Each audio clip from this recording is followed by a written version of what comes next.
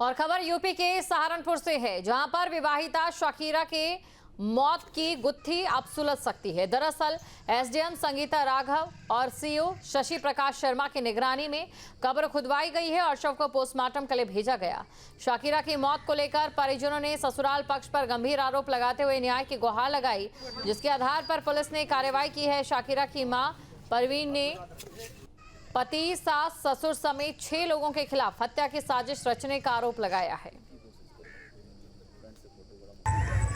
देखिए, ये शव जो है पिछले साल 2024 में अक्टूबर माह में यहाँ पे दफनाया गया था, जिसको आज जिलाधिकारी महोदय के निर्देशों के क्रम में मेरी उपस्थिति में सीओ साहब हैं, फॉरेंसिक की टीम है, डॉक्टर साहब हैं और पूरा प्रोसीजर फॉलो करते हुए हम लोगों ने निकलवाया है। और अलीगढ़ में एक महिला की संदिग्ध मौत के मामले में कब्र से शव निकलवाने के कार्रवाई को रोक दिया गया है।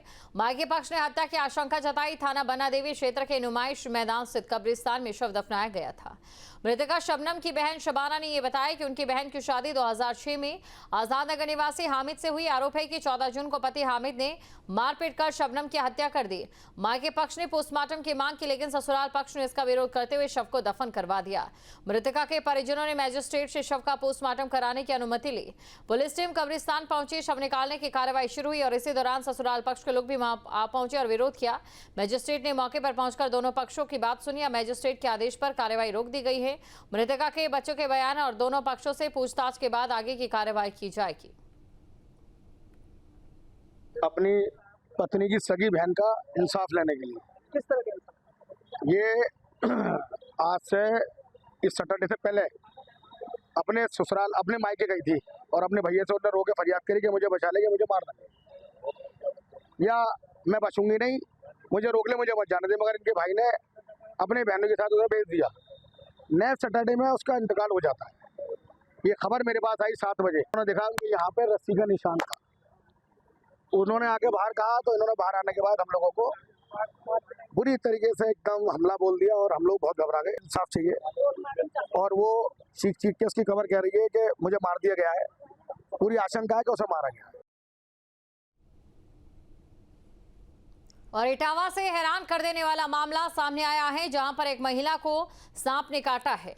हैरानी की बात यह है कि परिजनों ने सांप को जिंदा पकड़ा और डिब्बे में बंद करके अस्पताल पहुंचे, जिससे कि अस्पताल में हड़कंप मच गया।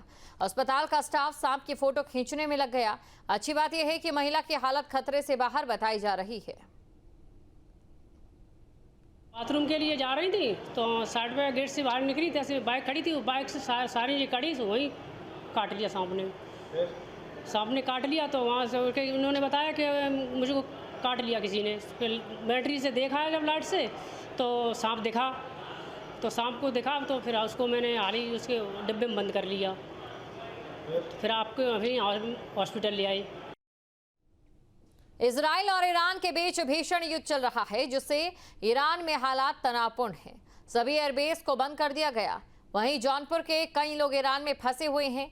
पीड़ित परिवारों ने केंद्र सरकार से मदद की अपील की और लोगों को सुरक्षित वापस भारत लाने की गुहार लगाई। वहीं शहर के जमीरुल हसन भी हाल ही में ईरान गए थे, लेकिन वो किसी तरह सकुशल वापस लौट आए हैं। न्यूज स्टेट से बातचीत में उन्होंने बताया कि ईरान की स्थिति बहुत ज्यादा खराब है।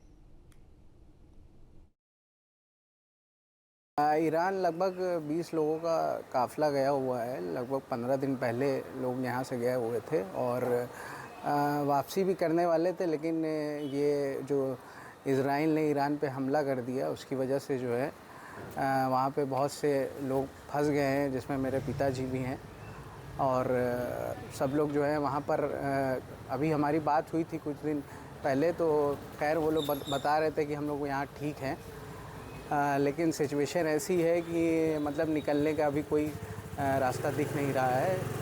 और हम भारत सरकार से अपील करते हैं कि जो लोग भी भारतीय ईरान में फंसे हुए हैं उन लोगों को जल्द से जल्द वहाँ से निकालने का रास्ता बनाए।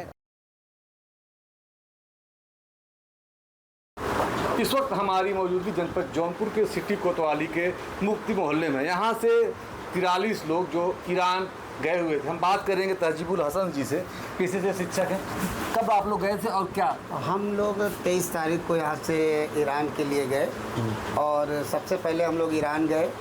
तो ईरान में 2 ज़ियारतें हैं जो मौसूम कुम और ये कुम में है और मशहद में है। हमारे वहाँ 8वें इमाम अली रज़ा अलैहिस्सलाम का रोज़ा है जिसका हम दर्शन करने के लिए गए थे।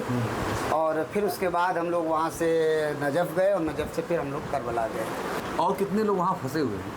वहाँ पर फंसने जो हमारे साथ कुछ काफ़िले जो जौनपुर के मिलने जुलने वाले लोग थे, वो मुझे 5-7 लोग मेरे जो मोहल्ले से रिलेटेड अगल बगल मोहल्ले में रहने वाले वो लोग वहाँ थे और उनसे मेरी मुलाकात हुई। और हमारे स्टाफ के एक टीचर भी हैं, असगर मेहदी साहब हैं, वो भी गए हैं, वो भी ईरान में इस वक्त मौजूद हैं।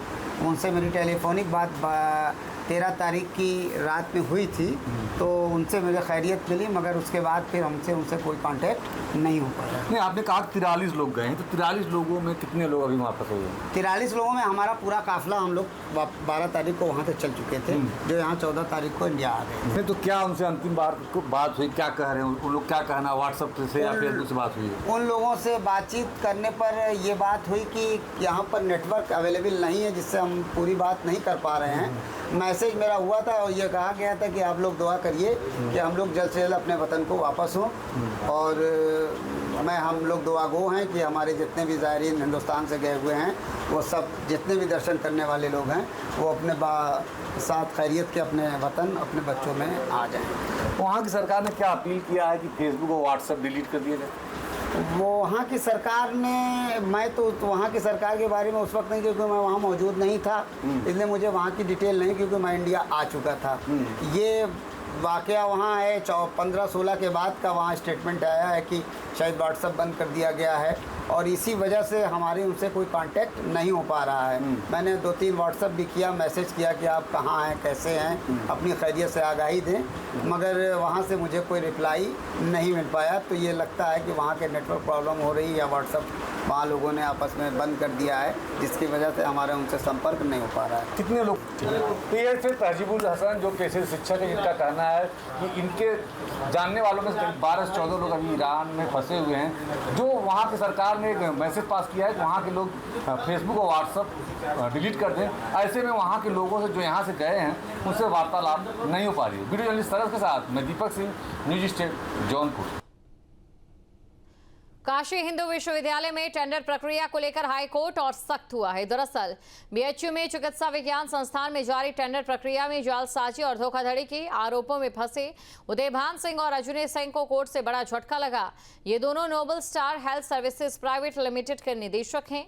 कोर्ट ने दोनों की याचिका को खारिज कर दिया। जहां भक्ति है हर शब्द में, कथाओं में छिपे हैं दिव्य रहस्य और ज्योतिष देता है जीवन को दिशा। धर्म से जुड़ी हर बातों को जानने के लिए हमारे चैनल स्तुति को सब्सक्राइब करें। चैनल पर जाने के लिए इस लिंक पर क्लिक करें।